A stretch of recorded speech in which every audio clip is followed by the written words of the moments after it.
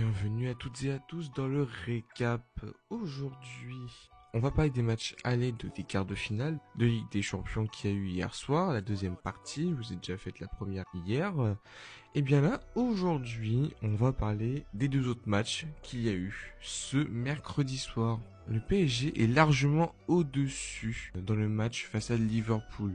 Paris a dominé du début à la fin. Ouverture du score rapide de Doué. Liverpool, lui, complètement dépassé. 0 tir cadré du match. À savoir qu'à la mi-temps, il y avait 0 tir tout court. Au niveau de la possession, je crois qu'ils avaient 15 ou 20%, je sais plus, c'était très très faible. Le match de Liverpool n'a pas du tout été bon. Salah n'a même pas joué, pour vous dire.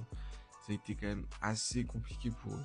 En ce qui concerne les buts du match, Kvaratskhelia met un but exceptionnel en solo et dribble la défense et finit tranquillement. Action de très haut niveau. Le milieu Vitinha, Zaïre Emery a été très dominant et une attaque très mobile avec Dembélé, Kvara, Doué. En ce qui concerne Liverpool, et c'est là où je pense que ça nous a quand même un tout petit peu aidé, un bloc trop bas, donc ils ont subi vraiment tout le match. Ils ont voulu faire comme l'année dernière, sauf que ça n'a pas marché cette année. Et aucune créativité offensive. De toute façon, on l'a vu avec 0 tir à la mi-temps, un peu compliqué quand même.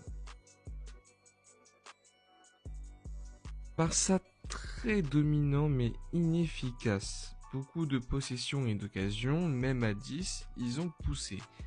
Mais un manque de réalisme, un tir de Rashford qui a touché la barre et aucune finition en général. En effet, le tournant du match, c'était à la 42e minute. Courtois a été expulsé. Sur le coup franc qui suit, golasso d'Alvarez, juste avant la mi-temps. Alors l'Atlético, eux, ils avaient un plan parfait, défense ultra solide, très peu d'occasions, mais hyper efficace. Deuxième but, centre de Ruggeri et finition facile de Sorloth. 2 occasions franches est égal de but, tout simplement. Ça montre clairement que l'Atlético a été beaucoup plus réaliste. Donc ouais, dans le jeu, le Barça n'a pas été mauvais, mais il a été mauvais dans les zones décisives. L'Atlético a un gros avantage avant le retour au Metropolitano, où le Barça devra marquer au moins 2 buts et surtout éviter les erreurs défensives qui sont quand même très récurrentes chez eux.